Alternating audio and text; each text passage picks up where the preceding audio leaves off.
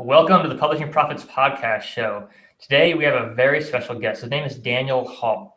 Daniel is a best-selling author, speaker, and consultant.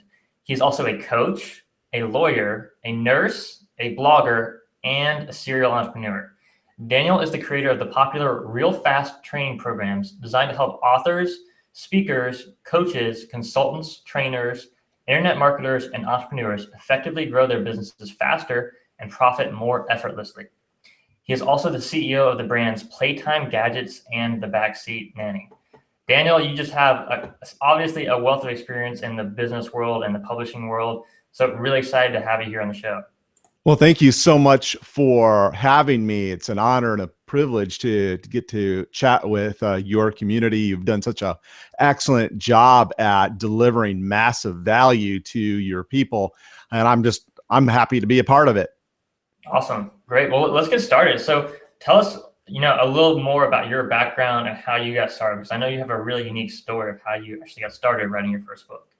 I do. The interesting thing is I went to nursing school, and then right directly from nursing school, I went to law school, and I was a pretty good writer, as it turns out, and wrote on to Law Review. I certainly didn't get on because of my grades. It was only because I could write fairly well, fairly persuasively, and I did Law Review in law school, which did a few things for me.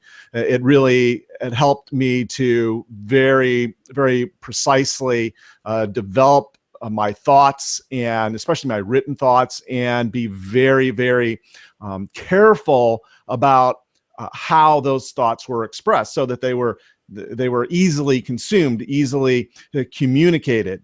And so from there, I got out of law school and practiced law for a bunch of years. And while I was out and practicing law, I sort of fell into an opportunity to speak on cruise ships. Okay, so trade my public speaking knowledge, my public speaking skill, if you will, in exchange for free luxury cruises for not only myself, but I got to bring along traveling companions, and that made me certainly one of the most popular guys in my family. So I did that for a bunch of years, and the more I did that, Tom, the more I would get the question, hey, why are you taking so many cruises? And more importantly, how is it you could take so many cruises? And of course, I would tell people, and the first thing that I would get from folks when I would say, and explain what I was doing is, how can I do this too?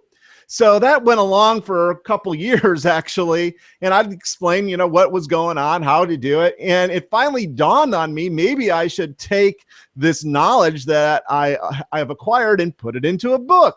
And that's precisely what I did. I did my first book. It was called Speak on Cruise Ships, 8 Easy Steps to a Lifetime of Free Luxury Cruises. And I published it as an ebook. And I'll tell you, Tom, that was a huge learning experience for me, okay, to actually be a self-publisher. But that book, and understand, it's a niche within a niche, a speaking niche within a niche, essentially. But that book became very popular. I sold it for $97 at the time as an ebook, because I know that you are an expert extraordinaire on ebooks. And I started my career essentially as an ebook author. And we ended up selling over $250,000 worth of that book, and it launched me as a publisher. It allowed me essentially to learn the business, the self-publishing business, and the and eventually Amazon. If you could believe this, when I first started, CreateSpace wasn't around. It was a site called Custom Flicks, and it was only movies. And then when they added print-on-demand technology, they changed it over to CreateSpace. And so I put up my book on CreateSpace, and that did well as well. And I basically just became very enamored of the whole self-publishing and platform building space, and started to teach it. And it's basically grew from there, Tom. That's such a cool story. Yeah, it sounds like a lot of fun taking those cruise ships for years, but I'm guessing, after years and years of doing that and speaking so much, that you were pretty excited to have the kind of passive income from your books being published out there. That's exactly right. In fact, here's the other funny thing. I was not particularly happy with practicing law. I mean, it was okay, but it was a lot of stress and a lot of responsibility for, in my opinion, really not commensurate pay, right? The responsibilities far outstripped, the amount of money, I was paid, and I was paid very well, don't get me wrong. But when I was able to figure sort of this part of it out, the exactly as you say, the writing, publishing, and the passive income aspects of the business, I was actually able to, in 2004, it was actually August 19th, 2004, I remember it to the day, that I left the full-time practice of law and I started out on my own. So I've been at this a while now. And the really cool thing is that with that experience, I've been fortunately able to help a lot of people along their path to sort of find their way and get their message out to a wider community. And that actually turns me on. That's a big motivator for me, Tom, to help other people get their message out and build a passive income in the process. I mean, what could be better, right? Yeah, absolutely. I mean, that's what I love about the business of publishing is also just all the teaching I can do and helping my clients, or just teaching through the podcast like this or YouTube videos, just helping people get their message out there. It's so much fun when you can just be like a total amplifier for the community and help other people get their stories and messages out. Because I know, like, I've got clients who are helping people like heal cancer and, create, businesses that sustain them and support their family, and just do all kinds of amazing things that I could never do personally. But by giving people the tools to get their message out there, to publish their books, the ripple effects just go on and on and on, and will affect, many future generations. That's exactly correct. I mean, don't get me wrong, Tom. I love making money. Okay. I have no compunctions. I have no problems with telling people that. Make no apologies about that. But the fact of the matter is that that's not what gets me up. That's not what gets me excited. What gets me excited is the fact that, what we do in this business does in fact move the needle in people's lives. It makes their lives better. And the cool thing is that, as you say, by us helping other people to get their message out, not only do we help those people that directly, but we help the people that they help by allowing them to, as you say, amplify the message and get that out there. And that's exciting, Absolutely. Absolutely. So let's talk then a little bit more about, getting your message out there, because I know when you were getting started, this was actually many years ago, even before Kindle, before CreateSpace, what tools or marketing strategies were you using back then, and how has that kind of evolved over the years? Okay, so this is such an important point that I want to make. As a matter of fact, if you're taking notes, folks, watching and listening, asterisk this in your notes. It's that doggone important. If you have not already started to build your author's platform, okay, and let me define that. I'm talking about actually having an email list with names and email addresses and a way to reach out and touch people that resonate with you, that love you and your message and your solutions. Okay. If you don't have that yet, okay, you should have started it yesterday, because that's the one thing. I've made a lot of mistakes in this business, but one thing I really did well from the very, very beginning, basically from day one, is I became obsessed with building a community, with having a way to reach out and touch people when I wanted to, right? When I wanted to do that, and not have to rely on somebody else, or as you know, I love Kindle and I love publishing print on demand books, etc. But Amazon keeps those names. I don't know who buys my stuff, right, on Amazon.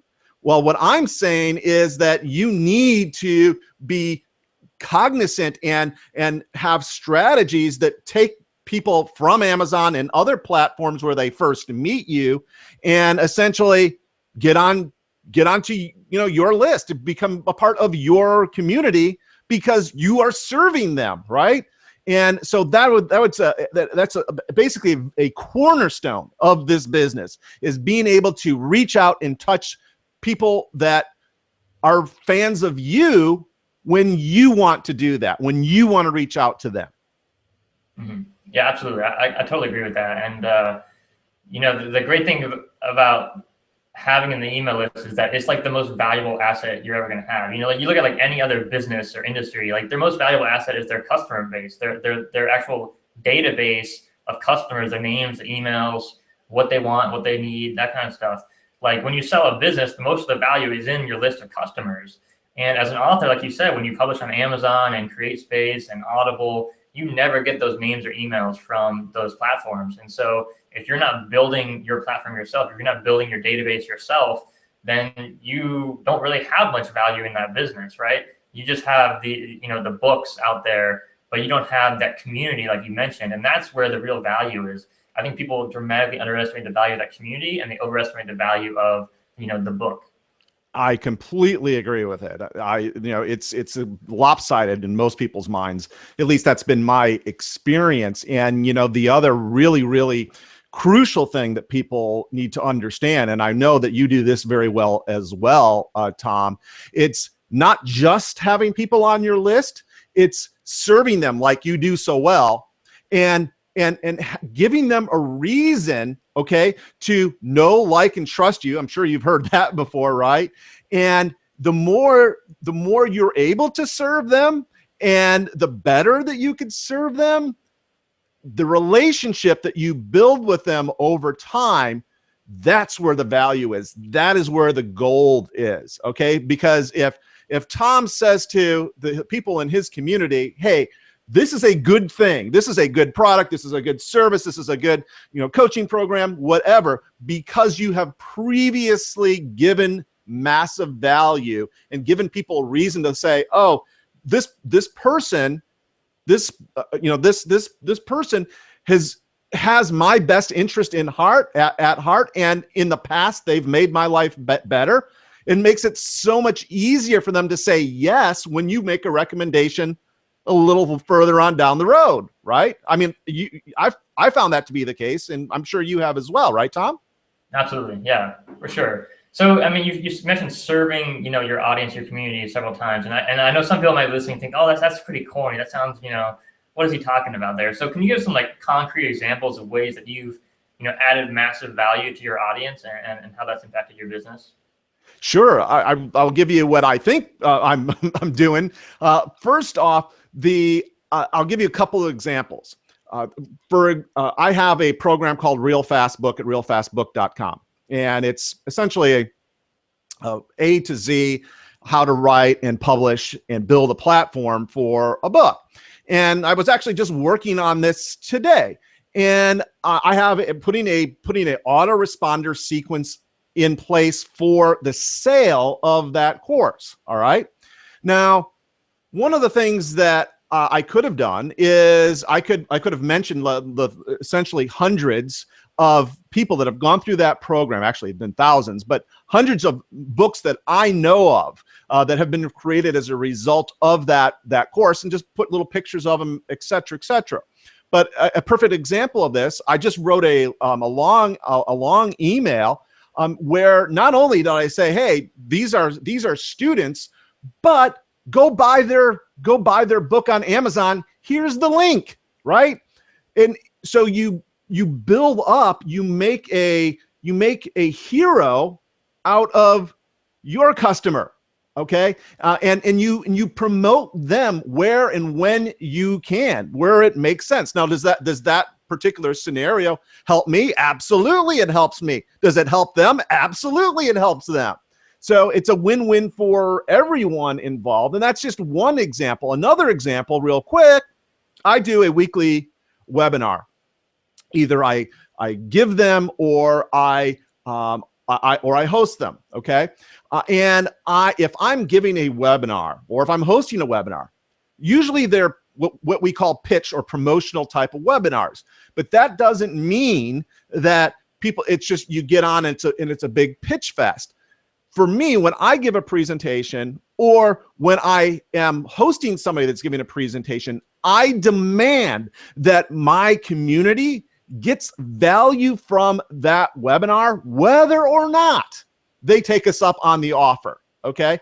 In other words, give good, immediately usable content to your community. That's another perfect example of serving. In this case, it also helps you because it gives you the right, okay, to then make an offer as well.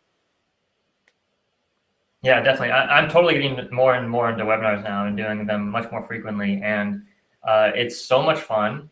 And you're right. I mean, it's all about service. I can't tell you how many emails we've gotten and replies from people that, maybe they didn't even buy the product, but they just learned so much of value on that webinar because, another thing that I do with webinars is all about service, Daniel. And I don't know if you do this. I haven't seen too many people do this, but I stay around and I answer every single question on the webinar. Right. So I don't let a single question go unanswered. And sometimes I miss them because there's like so many comments. I can't get to every single one. Or, I just don't see them. But every single one I see, I answer them and stay as long as it takes to get those answered for people. And for me, I love it. Like, it's so much fun, like just to be able to contribute to people in that way. And even though I'm giving so much free time of my time to answer those questions, we do make a good bit of revenue, selling whatever product or service we're talking about at the end of that webinar. So it's a great way to increase your income and add massive value to your community for sure. Absolutely. And just if you're doing webinars and those people that are interested in doing webinars, one of the other things that you can do that basically marches in lockstep with what you're already doing, Tom, is you're answering questions all the way through the presentation. And what happens in that situation is they know that they are being heard, right? That you are there live, and you also call out their names. People love, I mean, what's the one word that everyone just loves to hear? Generally speaking, it's their name. That's one of the reasons why I keep saying Tom, right? Because I know that that's one of your favorite words, and you're no different than anyone else. My favorite word is Daniel, right? So people love to hear their name being called out, and it brings them into a webinar, and it lets them know that you care, because you do, right? It creates this bond with people, and it goes back to the whole thing about building trust, building a bond, and building a relationship, okay, with your list. Definitely. Yeah. I mean, there's one thing to like have someone's name and like when you send an email out and your autoresponder, but just like you said, to say that on a webinar and to really connect with them and answer their question like right away, that's a whole different level of connection.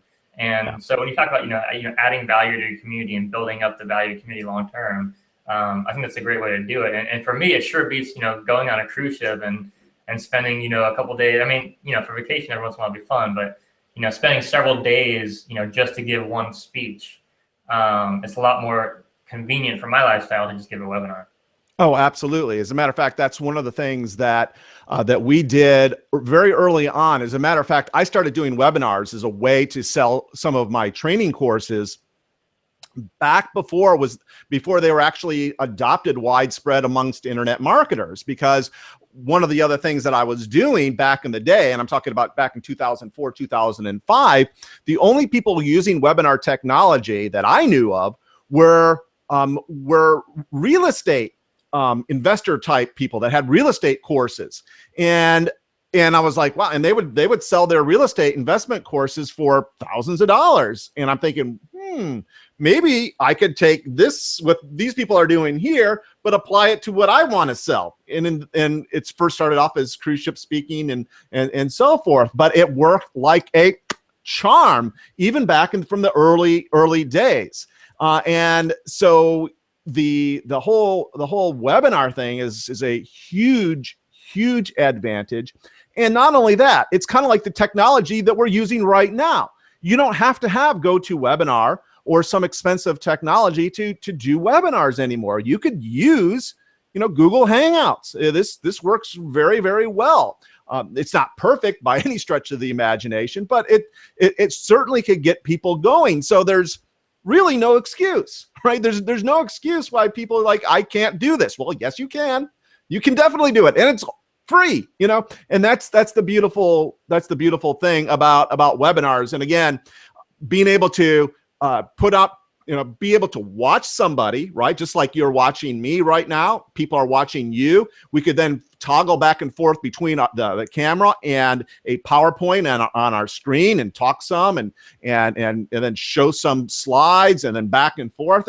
It's dynamic. It's interesting. And as you say, for the speaker as well as the attendee, it's super convenient, right? We don't have to schlep across the country to go give a presentation. I used to do that a lot, but why should I?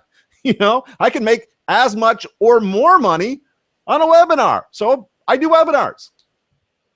Great. Yeah, they work for me, and I recommend it. So do you have any good resources for people who want to learn, maybe some tips and tricks for getting the webinar started? Well, I have funny you should ask. I have a webinar course called Real Fast Pro Webinars, and I teach essentially how I do webinars, how I approach, has templates, step-by-step templates on how to actually put your presentation together and how to present it, all of that stuff, all the tips, tricks, and little tweaks that I've learned through the years of doing webinars. And I've done a lot of webinars. I wouldn't say thousands, but I would definitely say hundreds for sure. Probably pushing 1,000. A lot of them over the years. Very cool. So it's realfastprowebinars.com? Yes, realfastprowebinars.com. Yes, sir. Very cool. So I want to talk a little bit about, some educational stuff that you've been through in your life, because I know you're obviously, you got this bookshelf behind you. You're obviously well read. You know a lot about many different topics. You started businesses in so many different industries. What were some of the key educational experiences or books that you read in your life that really set you on a different course? What a great question, Tom. So here's the thing. If you have never read the book by Robert Cialdini, Influence, The Psychology of Persuasion, that is a huge book. I mean, and peer-reviewed. You know about Dr. Cialdini, right? And for those that don't, he is or was a full PhD professor. I believe he was at Arizona State University or University of Arizona, one of those two.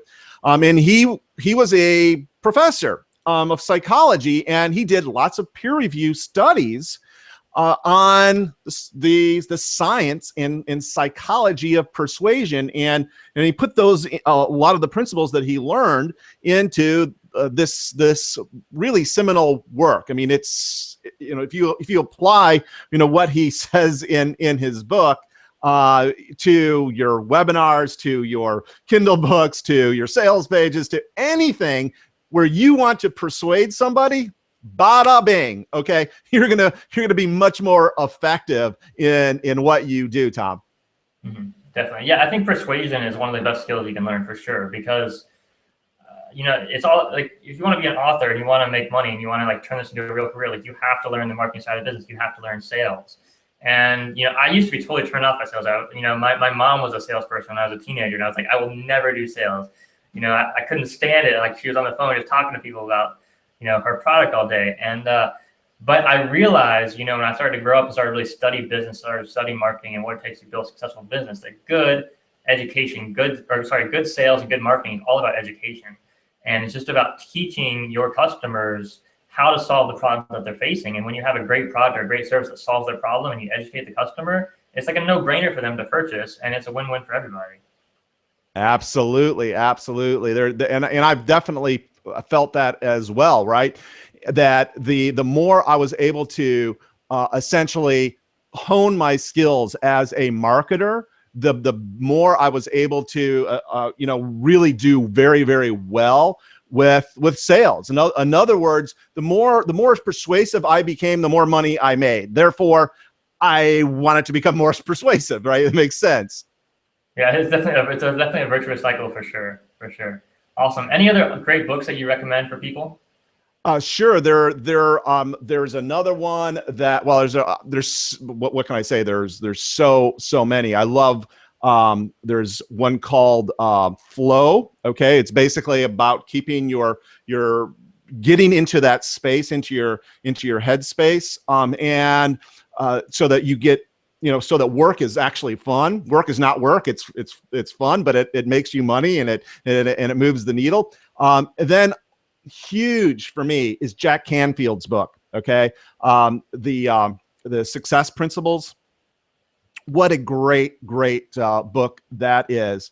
That is something that I believe you should read at least yearly. Okay. At least yearly.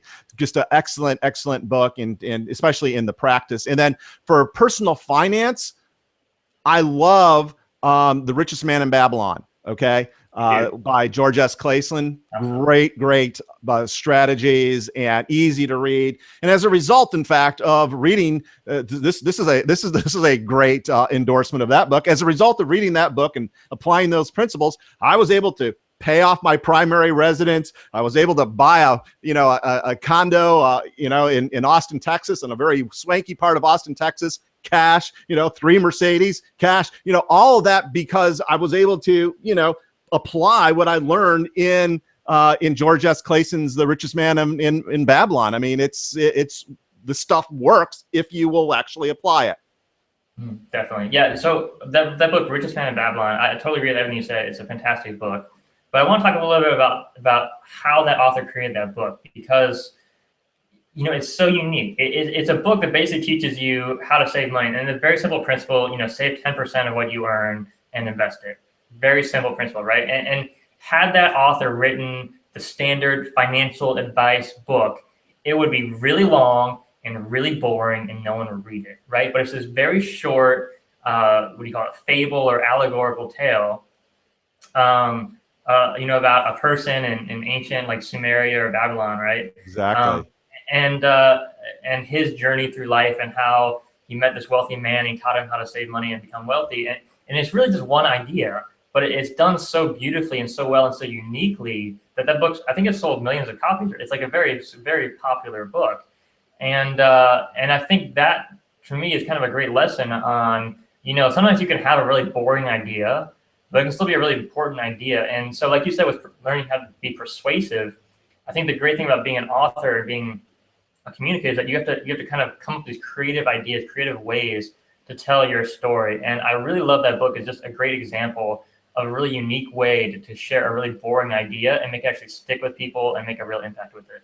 Absolutely. Well, I don't know if you realize this, Tom, but those were actually, it wasn't written all at one time. They were written as, each chapter was written as a pamphlet that was distributed in banks. Okay. George S. Clason actually got the job to write pamphlet for pamphlet. So each chapter would go out, and it wasn't until he had actually completed all of them that they compiled it into this book, Richest Man in Babylon. And, as you say, it's a short, very easy read. It's a very compelling read and a fun read. So yeah, and it's a perfect example, by the way, going back to the whole authorship thing of eating that big elephant just one bite at a time. When you're writing a book, you don't think about the entire book that you have to write. You think about the pamphlets that you have to write that you put together to make a nice book, right? Definitely. Yeah, that's a great writing tip and technique that I use as well, is just focus one chapter at a time, one article at a time, and you string together enough of those, and you've got your book right there. So, just thinking about, staring at a blank page on the screen, thinking about writing, a 500-page book, it can be pretty daunting and overwhelming for a lot of people. It's a killer, man. Yeah. I mean, it even freaks me out. Like, I don't want to do that. No way. I call it that, the blinking screen syndrome, that cursor on that sea of white just sort of mocks you, it's like, hey, I dare you to write something, right? It's like, and you have to, you've got to have production, right? So yeah, just small bite-sized chunks. That's actually one of the other things that I'm working on right now. I have a new book that just went up onto Amazon called Real Fast Writing. And that's what I do. I mean, basically I break out all of my tips, not all of them, but a vast majority of them, on how to write quickly so that we can get more production. Because essentially, if you've got something to say, Tom, right? If you've got something good that's going to be of value to your community, I believe that it is my moral and ethical obligation to get it out there, to let my light shine. Okay, don't hide it under a bushel basket, right? And that's one of the things that I think that Real Fast Writing, in that book, is going to really help people with, is getting over the whole psychological hurdle of, oh no, I've got to produce content. That sounds like a lot of work. I don't have time, whatever the excuse is. But, there are certain strategies that you could employ that make it much easier psychologically, time-wise, all of that, if you, again, just know them, obviously, and then implement them, use them. Yeah, definitely.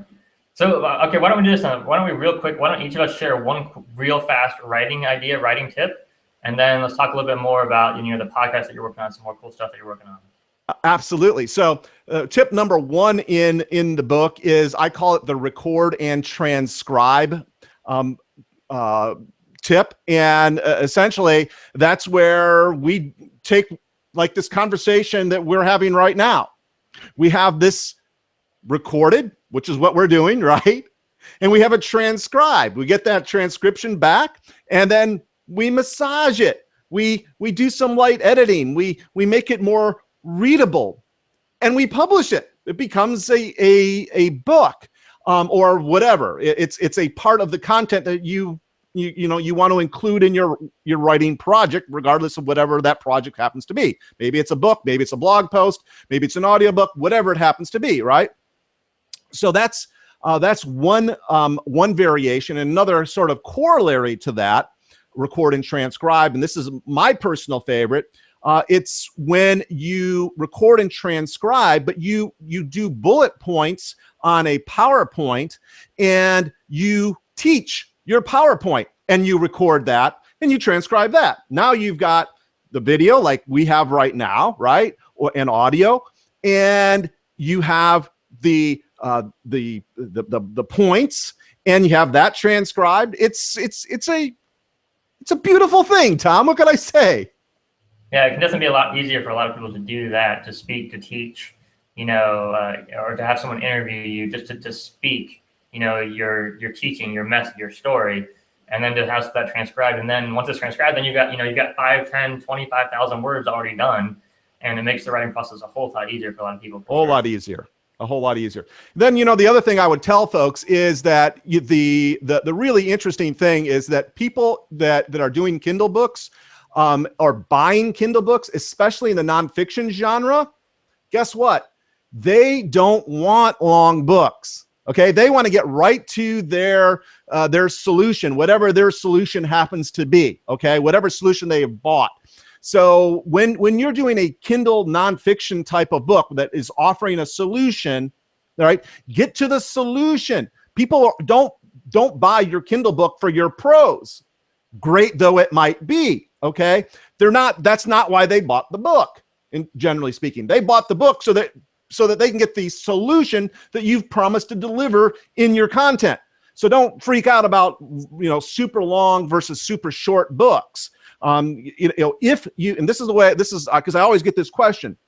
The question is, well, how long is or how long should my book be? And I always say that in every good title, there is a promise implicit. It's either explicit or implicit in the title. So that's number one.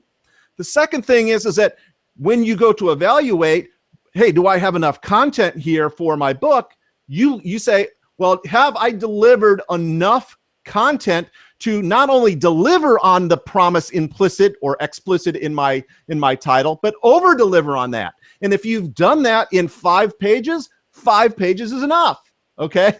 So that's sort of my thumb, sort of a rule of thumb for length of books. Yeah, that's great advice. And you're right. It's such a common question. And I give a very similar answer. You just have to solve the person's problem. And like you said, 5 pages or 100 pages, it doesn't have to be long. It just has to be complete and give them what they need. And so there's no cookie cutter approach or formula that you have to follow to write a good book or a best-selling book or a book that's going to help people. It just has to be, complete enough to solve the problem. And then, like you said, over delivering, I think it's also really important. Super important. Not skimping on content or skimping on advice or saying, oh, well, these 5 ideas are so good, I'm not going to share them with anyone, because like if you add those into your book, it's going to be, that much better. And the people who have national bestsellers, it's always, it's often because they have a book that's it's just more complete. It's more compelling than other things out there. You look at like Olympic athletes, the difference between number 1 and number 2 and Olympic race is often, fractions of a second, and this is very similar with books. The difference can often be, one good idea, one good tip, one good solution that no one else thought of or no one else, put in their book can really set you apart from competition. That's exactly right. It's the idea of the slight edge, right? If your book, if your content, if your webinar, if your information product delivers a slight edge better than the competitors in the same field, you're going to win more times than not. So yeah, that is a huge point in being as complete. And like I like to say to people that in my webinar community, the people that I teach how to do webinars, you cannot outgive your audience. Okay, you cannot outgive your audience. Whether it's a readership audience, whether it's a podcast audience, whether it's a webinar audience, doesn't matter.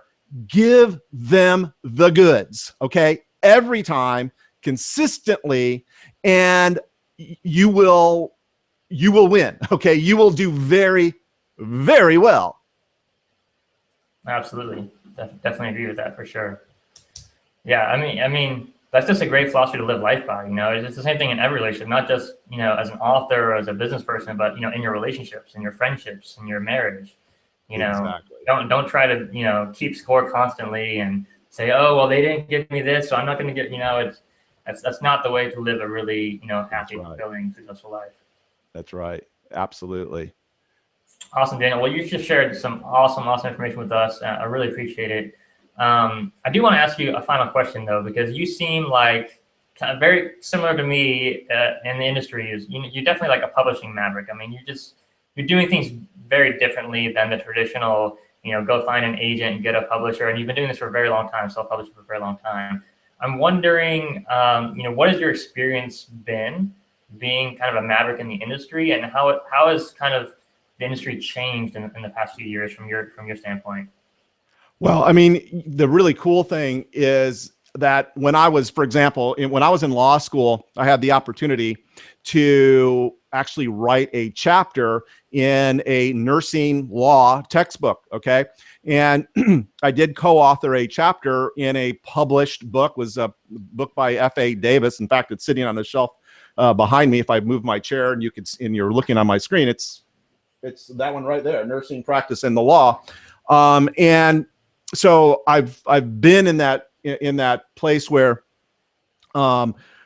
that you would, you're dealing with a publisher, right? And I am, it's funny you should say I'm a maverick, because I'm not big on rules. Okay, I don't really like rules. In fact, I think I've sort of psychoanalyzed myself and thought about why did I go to law school? Well, I figured it out. Okay, because I don't like rules. I also don't like getting in trouble. So like, how could I, face the rule and circumvent it somehow, right? How could I position myself so that I don't get in trouble and yet I don't have to follow stupid rules, right? So that very definitely applies to how I do publishing and to my business. And the beautiful thing is I love to help people. And I love to be able to provide value to people and not have to ask for permission. not have to look for a agent or a publisher and say, please, please, please, this is good stuff. We'll do well together. I'm like, no, I want to control my stuff, and I want to publish when I want to publish, and I think that I know best for me and for the community that I serve. So I think that sort of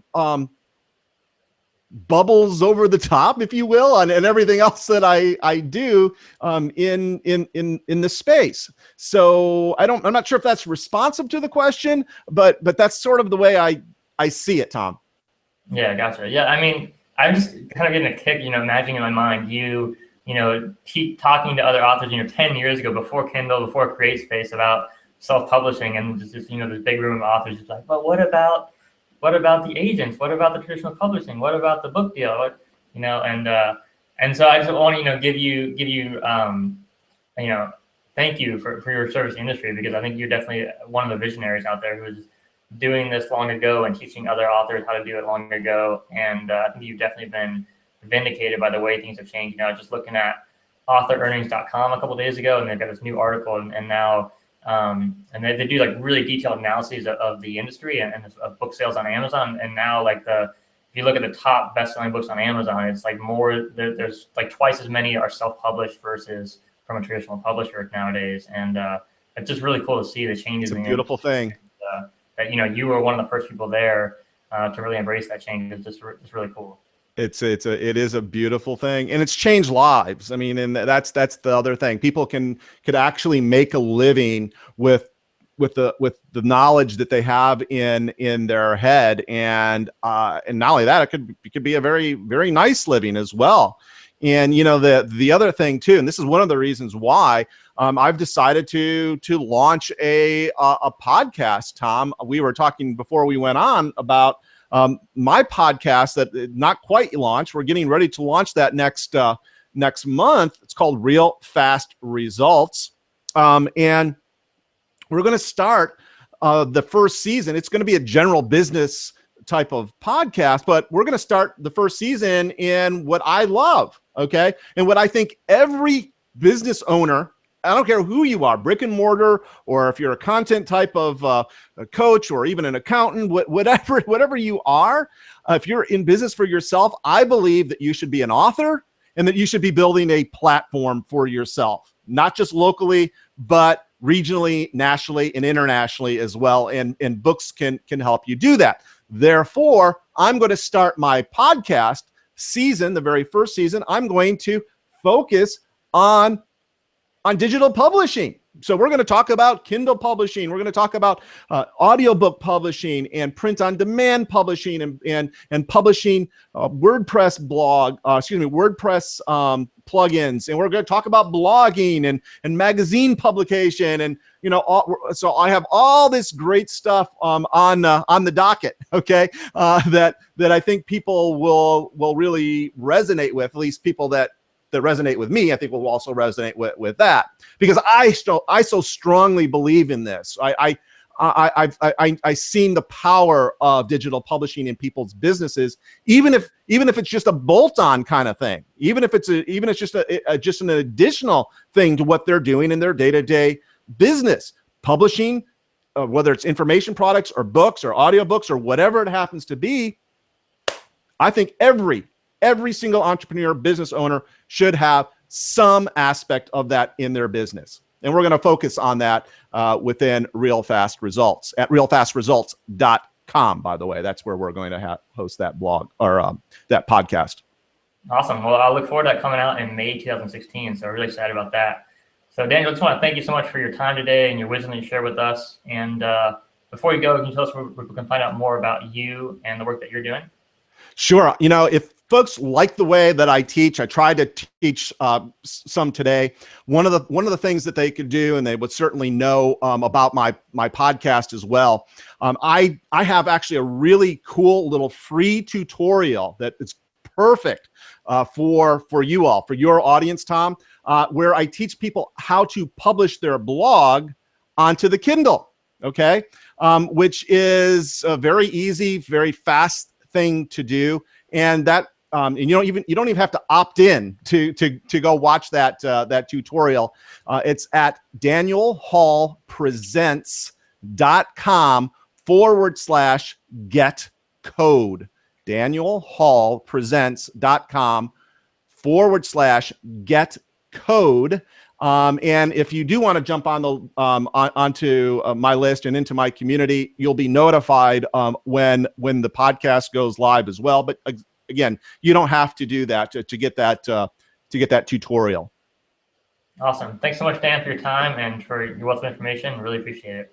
And thank you for your service and for having me.